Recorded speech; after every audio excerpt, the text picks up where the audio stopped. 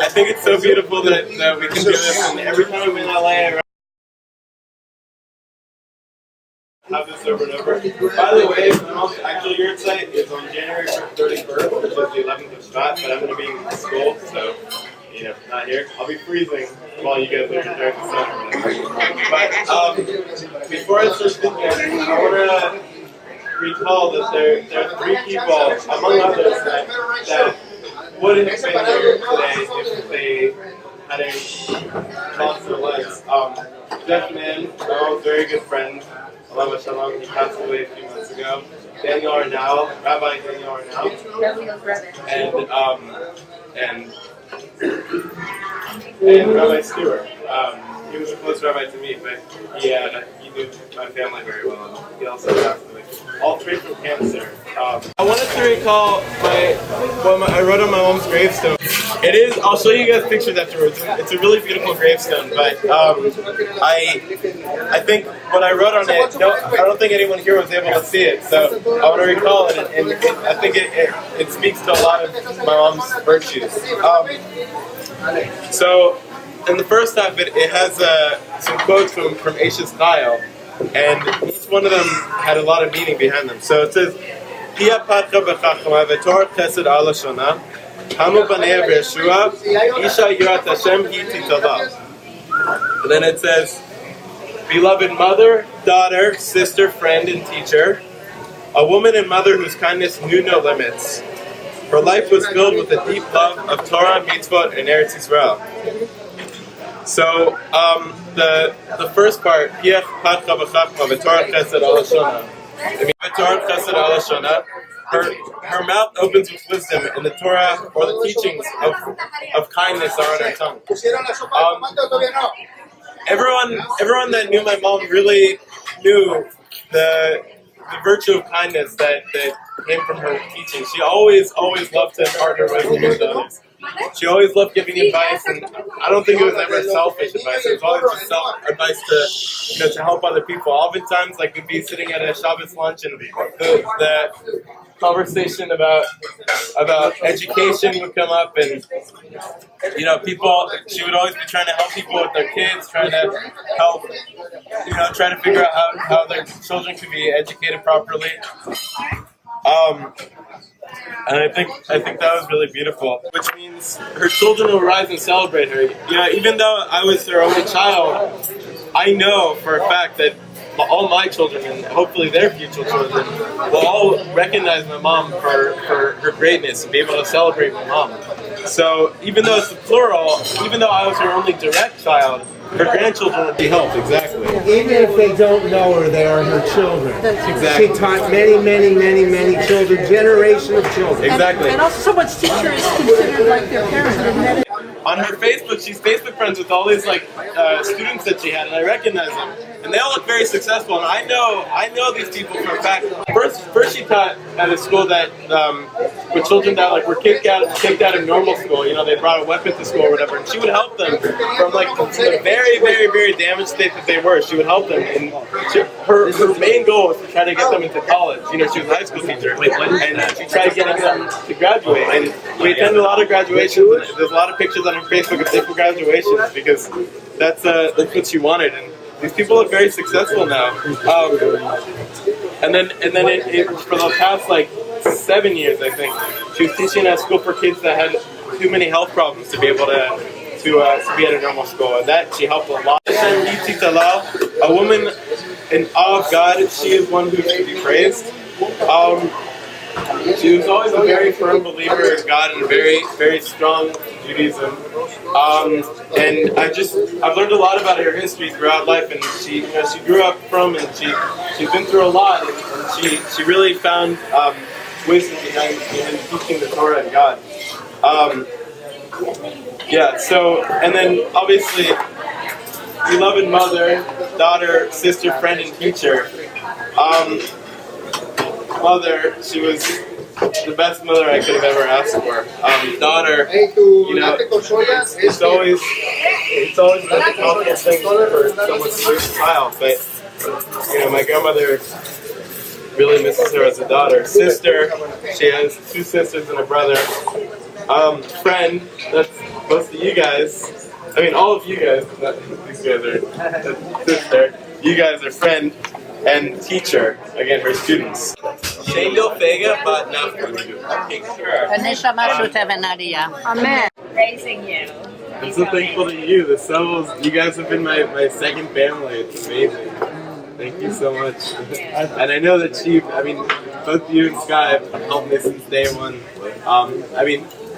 Thank you so much. She would have, if she knows that you guys are helping me so much. She knows. So. She does know. She definitely knows.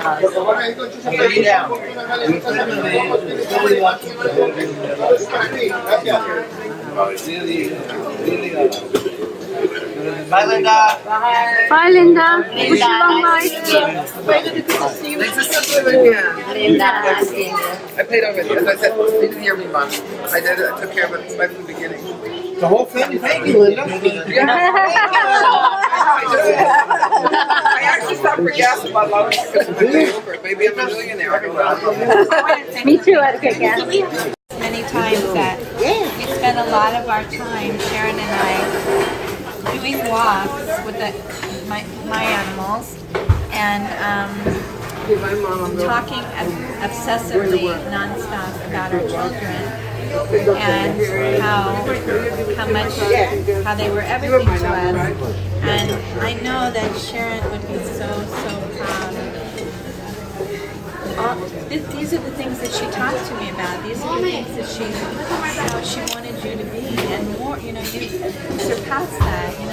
She dreamed that you would be this kind of a person with these values and this big of heart, and everybody loves you. Sippy just asked me, does he have me? And I said, oh no, he is loved wherever he goes. He's loved, and everyone adores him and loves him and watches over him, and really, I know that your mommy would be so proud of you, and we love you very much, and thank you for bringing us together, because we love Sharon, and it makes us feel close to her. Yes, thank you. Say something too. I came to know Sharon better after she moved to the Rexford area, and a couple of years before she got sick. And as a musician, I was able to, get that side of her that she really loved to hear music and what she wanted. My son, who's a flute player, he went to concerts, with me. I did a show, whatever, she went, and she just enjoyed that part of her life.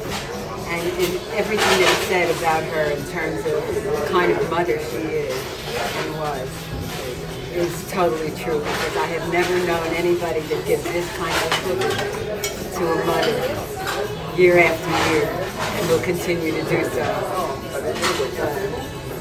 than him, really. And I have one more little thing to add, because she loved certain songs, and in her honor, I just want to play one that is from West Side Story, and it is called There's a Place for Us. I know the melody. Can I sing it? No, Yeah.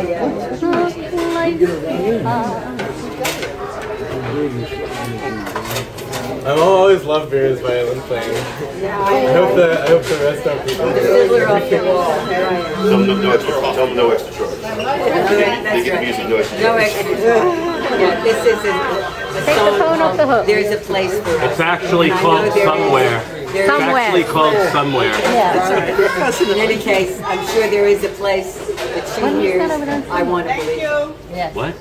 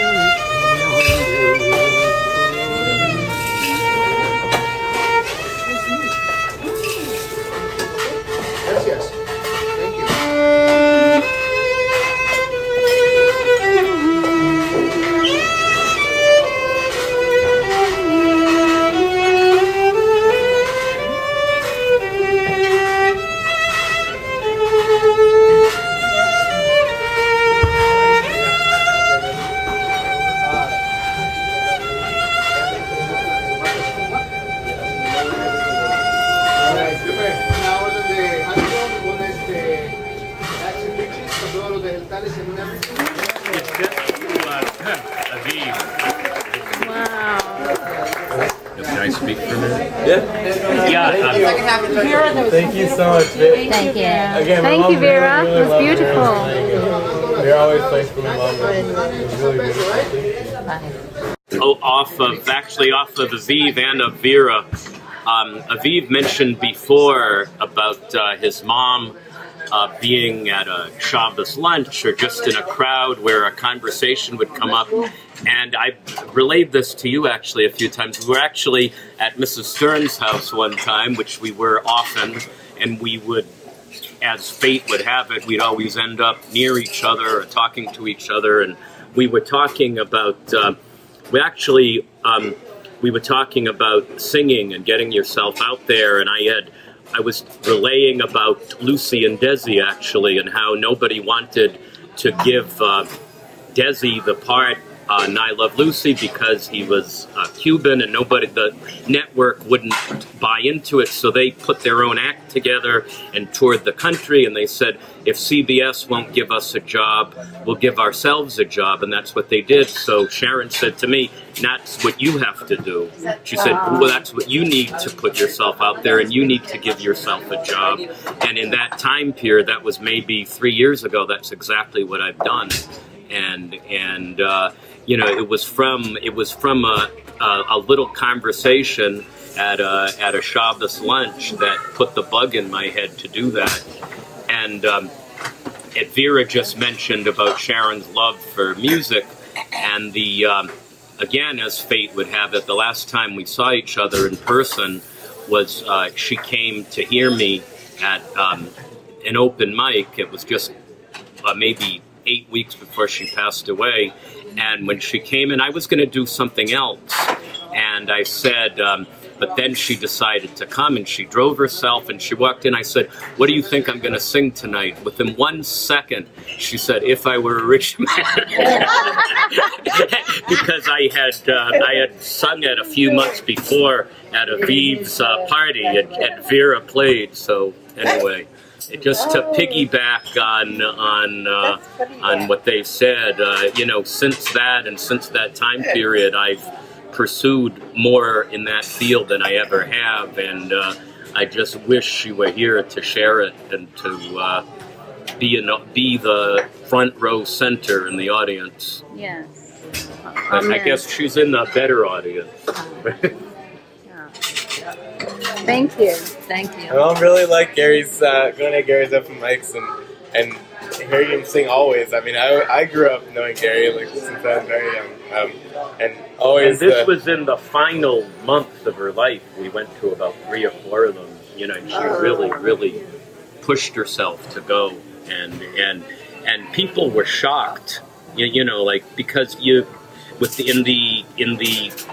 in that world, you become very close with each other, and you know what's going on in people's lives. And it was, you know, because she looked so beautiful that night, you know, it was just so hard to believe. And anyway, but she really enjoyed those events. Yes. And she's always doing things for other people. She never stopped.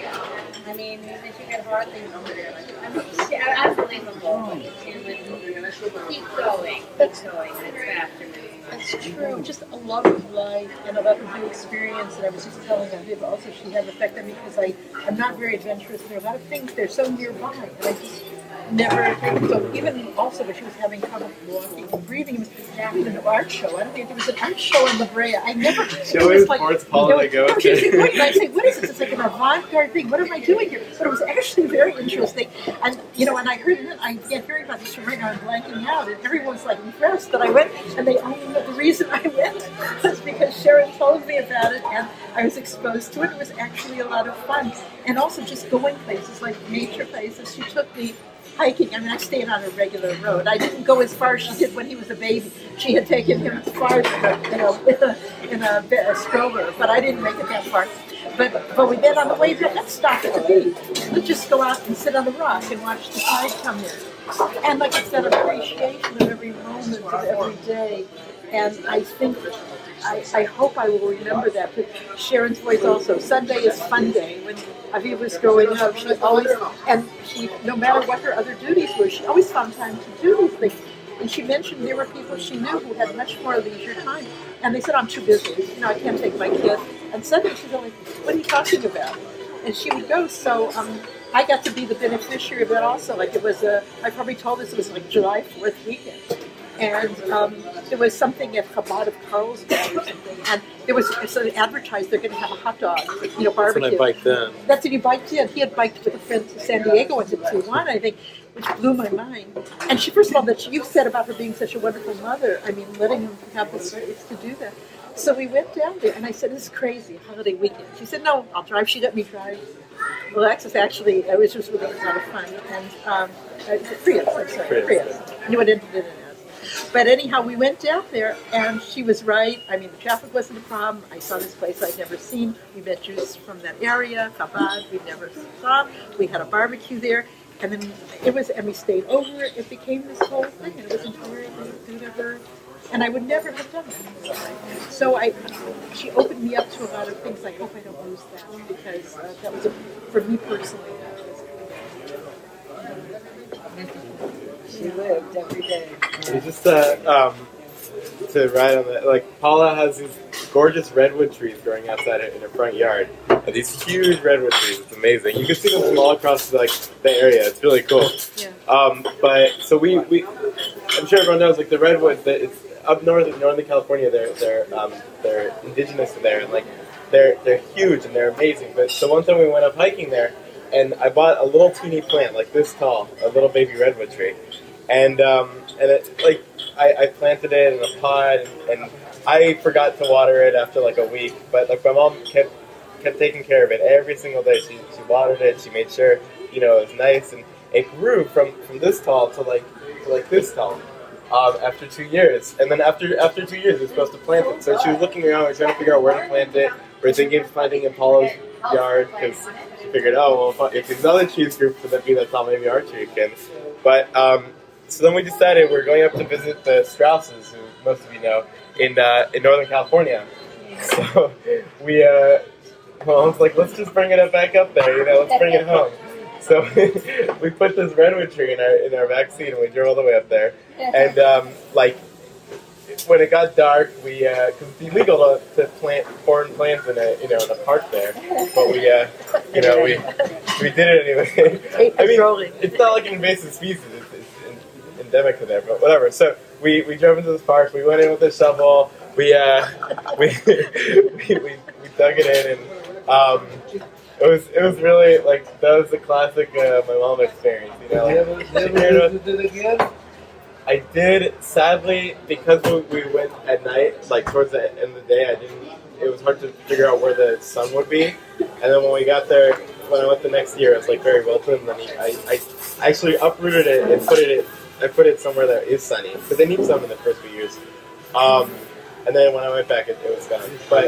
But it had a chance. It had a chance. And the best part was, because it was on the side of our apartment building, when they repainted the building, it got a bunch of paint on it. So it had a bunch of little white spots of paint. So when we replanted it in the park, it was in a grove of a bunch of other redwood trees. She's like, all right, let's clean up the paint so the city boy can be with its rural friends. So we were scratching up the paint off the leaves so it could fit in.